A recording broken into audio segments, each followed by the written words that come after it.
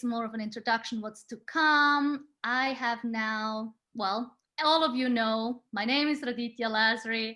I'm from Mindful Being, and you have taken my courses. Some of you have gotten a taste of it. And for those who have not taken my course, you might find out something new, or if you know me personally, you might confirm, you know, it's confirming you from what I've been talking about.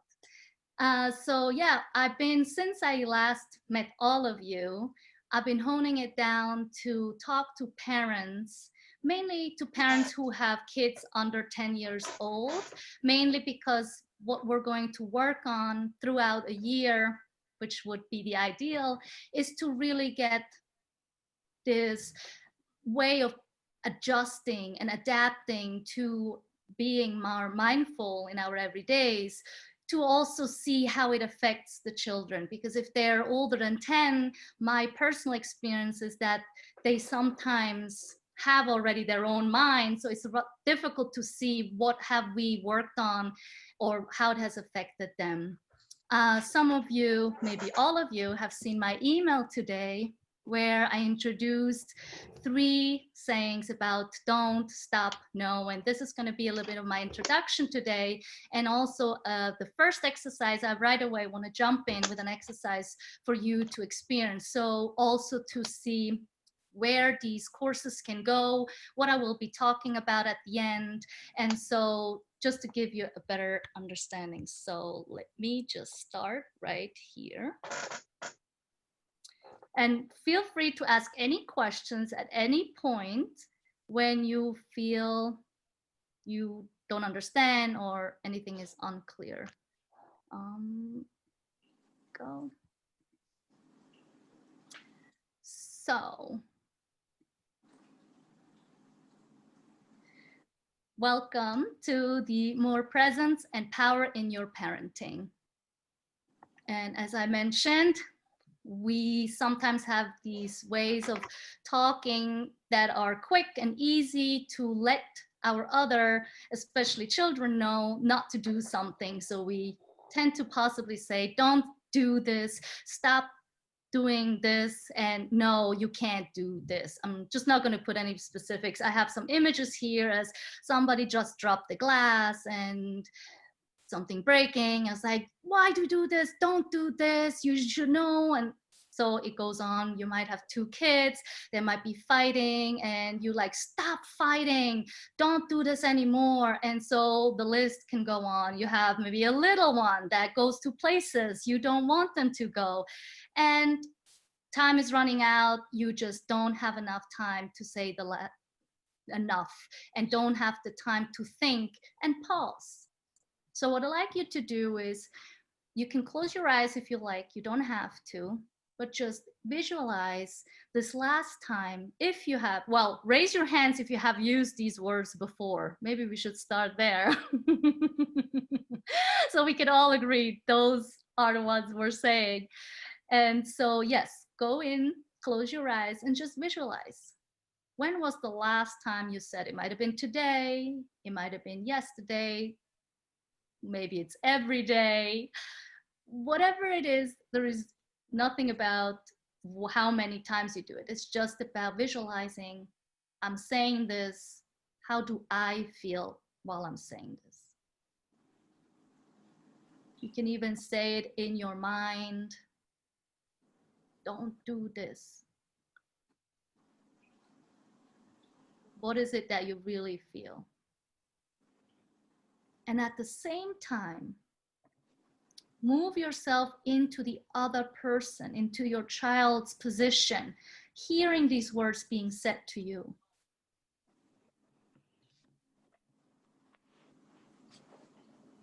And just imagine and visualize, how does that feel on the other side?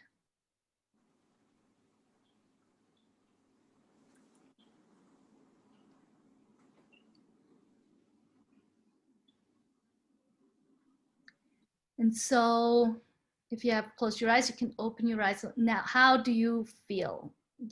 As I said, you can write it in the chat. You can also just share with us what is coming up for you. It's wonderful that you all brought this up. I mean, frustration, totally, you know, angry, and all these emotions that we know we should not feel, right? I mean, that's another way. It was like at the end and at the after fact, you'd be like, I shouldn't have not done this. This is not good. Like, I should do better next time. So these other thoughts are going through our minds after the fact. And what, you know, also said, the Sarahs have said, what I also wanted to touch on is exactly that. They are here to push our buttons. I just took a course a couple months ago, and some person was asking about children's a question, and the teacher was very funny, and he just opened my eyes, because he was like, it's so funny, every time we're having these Q&As, you know, people come and they always bring up their children and asking the same kind of the same questions, right? And what he says is like, you have to realize this is what they're here to do. They are here to push our buttons, which opened my eyes to really get a different handle on my experiences. And so I put a clock there, because for me, when I get to this point, it's usually because I'm on a time crunch, right? I have to go somewhere, I have to be somewhere, I have to be on a call at some point. Like, you got to do this right now in this moment. Like, I don't have time. I don't have time. And what I learned is that most of the time, and you know, it's because they want our attention. They just want us to embrace them. Well, this course is not here to tell you what the children are going through. It's more to just experience what we're going through, right? So there are two sides to this, but we need to understand that their side matters just as much as our side. And the other thing that I also think that sometimes frustrates us is because we are worried, right? I mean, what Monica was saying is like, we don't want them to create an image, possibly, that might make them look a certain way that they're not, because we as parents know better, right? We know how great our children are. We know that our kids are the best that we have. In the end, it's a reflection on how we see ourselves or how we relate to ourselves. Because if we are under a time crunch, that also means like it's not our kids' fault in a way that we are on a time crunch. But again, there also are many things that are happening throughout the day that we cannot control that time crunch. So it's for us to create this awareness and this time between those moments. And so we could probably go on about what is causing us to make us feel a certain way to use these words. But in the end, we have to find a different way on how can we relate to these situations differently. Seeing, you know, like, oh, the image that we're portraying, yes, we're trying to tell them, like we went hiking the other day, it's like, don't run down the hill because there are only rocks and they're all wet, and we know what's going to happen. And we all know that by telling them what to do to save them from misery is not going to happen, right? I mean, the typical example of burning your fingers on the stove is like number one example that we always hear is like, okay, you shouldn't do this, and then still it's going to happen. So what this is for us to learn is and understand is we all make mistakes. And the only way we know that something is going to be hurting you or going to be painful at some point later in your life is by experiencing it ourselves. And possibly the reason why we act like, you know, with the don't stop no action is because we want to prevent something as fast as possible so they don't make the same mistakes we did. And we all have, you know, we were all children at some point, and we all know we all made some mistakes in our lives for sure, right? And so we do remember those times and we try to make it better for them or prevent them. And we all know from our own experience that that's not possible.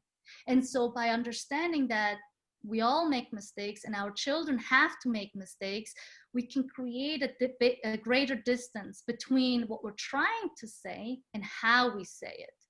So then once we realize like, okay, let me take a moment, like, I'm talking about the glass right now, right? Like, I'm trying to make sure that my kid is not going to get hurt by a glass, or I don't want my kid to fall down the hill and have like a crazy, emergency. Yeah, but I can't prevent it.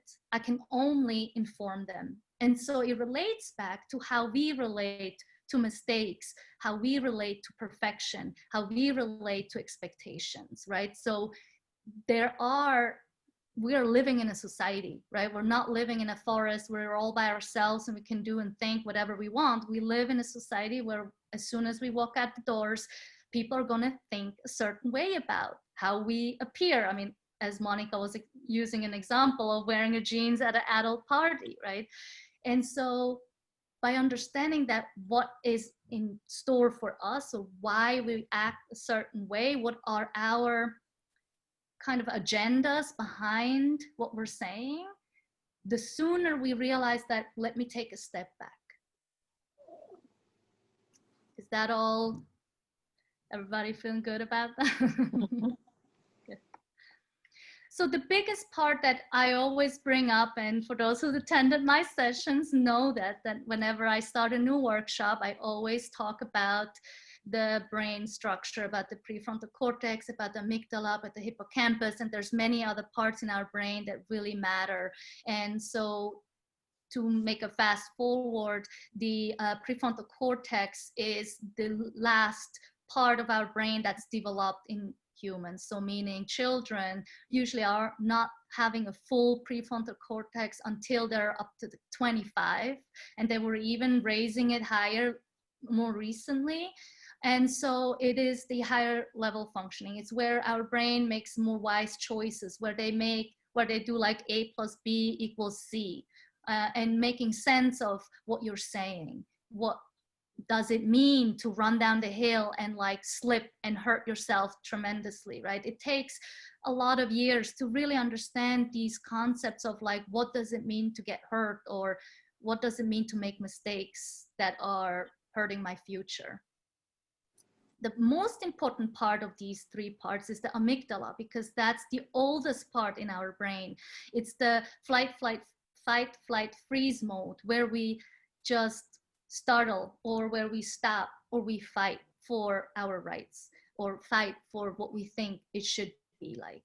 And why that's the most important is because it's the most ingrained, the hardest one to stop, because it's the oldest one. It protects us from doing the right thing. So that's when we say don't stop, no, that's what happens. We're right in that area. We're right there in that moment of like reaction, protection, safety, right? And so to prevent that we straight away go in there, we have to activate the hippocampus, which is the memory storage. Well, when we take a breath, we're able to take that pause that takes us into the memory of like, oh, I remember yesterday. Well, that's tomorrow when you wake up, you have the situation. You're like, oh, Raditya was talking about this. That's that 1 minute. No, that's a little exaggerated. 1 second. You're going to think of like, oh, that's what yesterday. And that alone can already be enough for you to maybe still say don't, but you might follow it up with something else. So you might not wake up tomorrow all changed because I just said this. You might wake up tomorrow with more awareness. You might wake up and realize like, okay, let me try to do this. And you might not be able to do this, maybe the first time, right? As many of you have said, I've said it 5 times, and at some point I just had it. And sometimes they want us to get upset and angry and like say like, no, enough, because they want to hear like, okay, she really means it. But it's not the first thing they should hear all the time, because when it really comes down to it and they really have to do it, then they know it matters. If we use it all the time, then they won't react when it really matters, right? So we want to make them understand there is a difference between right now or right now, right? And so it is the immediacy and the questions of how we do feel like this. And so by understanding that these no's come from the immediate reaction, and then pausing to add the memory, and then from there we then say different things, right? And so that's like a whole process. That's like, even I meditate every day. I live and breathe mindfulness for sure, but I still have these moments where I just get upset. But I have learned, and I've experienced it from my own son, that it actually is a different way. Once I say that no, he's like, okay, okay. And he understands the difference between them. And I wouldn't be able to confirm this if I hadn't experienced it myself. And of course, being home now all the time, or more often, like some of you have virtual remote learning 100%, some of you have hybrid, but either way, it's more than we usually bargain for. We have more on the plate that we ever have. I just had a short conversation with Victoria about, like, yeah, you're at the end of the day and you're like, oh, fine, I get a moment. And the next thing you know, it's time to go to bed. You barely had time for yourself. So by being more aware of these different parts of our brains, by being more aware how they affect us, we actually can make a difference in our days. To, at the end of the day, even if we don't get extra time, at least we don't feel burned out by just acting every single time because we're just so frustrated and angry by responding to our children. And this is one of my most important tool here, is to understand that there are millions of feelings. I mean, I just picked this one from the internet, and there are a bunch of more and much bigger ones. You can even create your own ones. And I always bring this one up because it's just to show us that there is so many different kind of emotions that we can feel. Yes, we had frustration, we had anger, we had upset, we had blame, or whatever other emotions that we had. And they're just a single piece of it. And by knowing that there is a bunch of other emotions in here that have to be heard, felt, and experienced, we create a broader idea on how to have a full experience. And it's okay to feel frustrated, right? If somebody's pushing your buttons about 5-10 times, I mean, at some point you got to get frustrated. You can't be that, I'm quiet and peaceful all the time. I mean, it's just not human nature, right? And yes, you might have less of them, but that doesn't mean, you know, it doesn't exist. And so what we want at the end is a collaboration. We want to work with our children. We can't look at our children as the little ones in our families, because although their brains are not as developed as ours, their creativity, their imagination, their understanding is actually immense. Once we bring ourselves not necessarily down to a level, but bringing both of us to the same level, where we, even when we're talking to them, we sit down with them, or by having another way of communicating with them what's actually happening, by telling them, I'm really frustrated about this situation, it really drives me mad if you're not listening to me. These are little bits of pieces of information that can help them in the future. And the interesting thing, you might not know how much they really get out of it, but down the line, they will make note of all these little pieces that you have adjusted over time. And what you create is, you create more compassion for your child, but most importantly, you create compassion for yourself. You not only start listening more to your child, you're listening more to yourself. It goes with understanding, it goes with pausing, and includes, of course, protection. Because the way we protect our children, we also try to protect ourselves. And so this is really to say, hold on, how important it is to get back to our true self and understand how much of an input that we have on this. Let me just see, something just happened. You can't get out. Because you still see this, right? Ah, there you go. And so the really most important thing of this entire intro is to understand that there are so many different parts that play a role in this. It's not just us having to adapt and adjust and say the right words. It's not just our children to adjust and change and have to be compliant to our needs. It's a collaboration. It's a working together. It's a work in progress.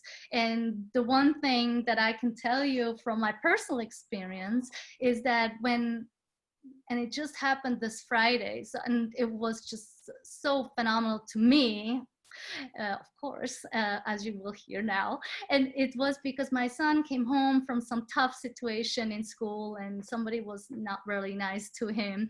And he's like, no, I'm fine, I'm fine. I was like, so how would you deal with this situation? And he was just saying, like, I will be standing there, I will close my eyes and I will breathe, and then it'll be okay.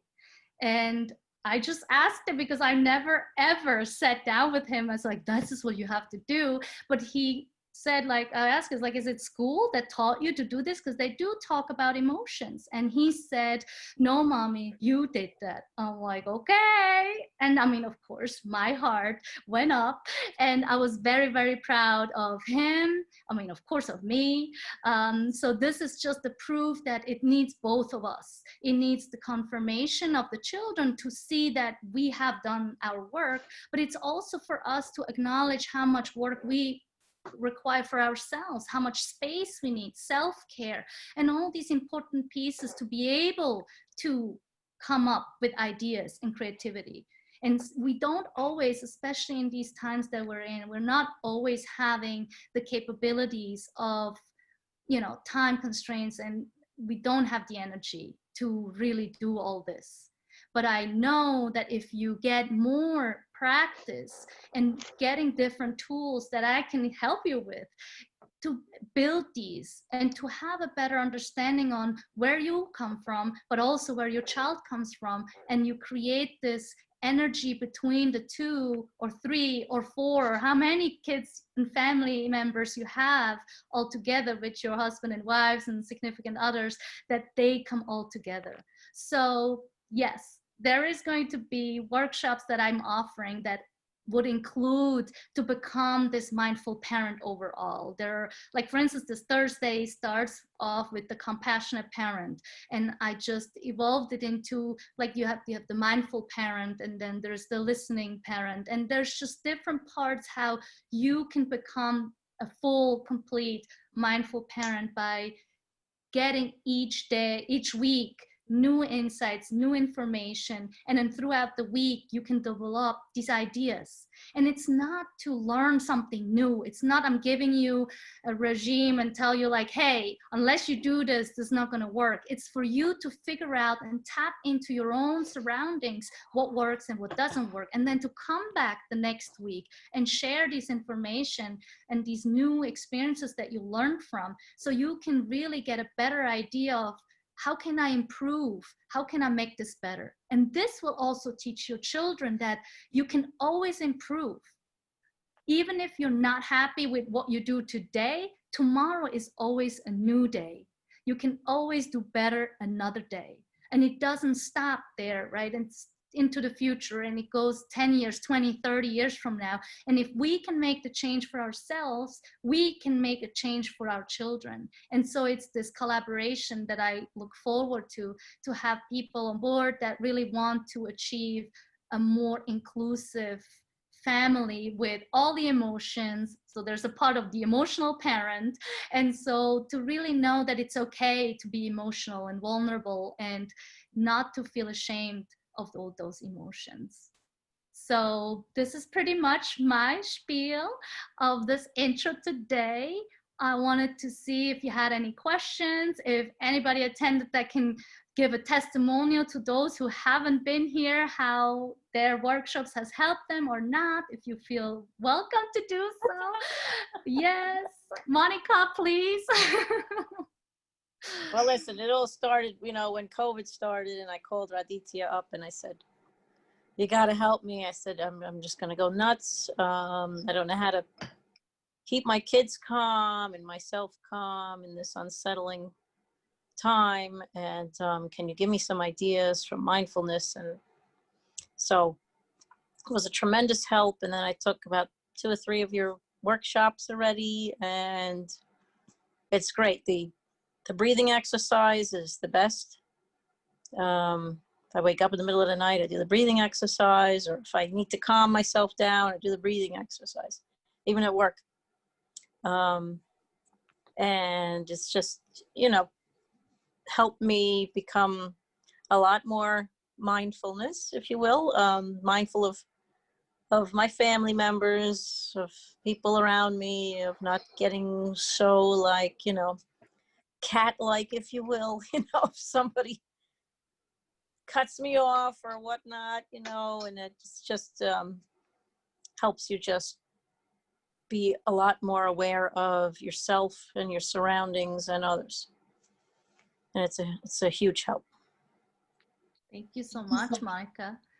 Anybody have any questions or other information?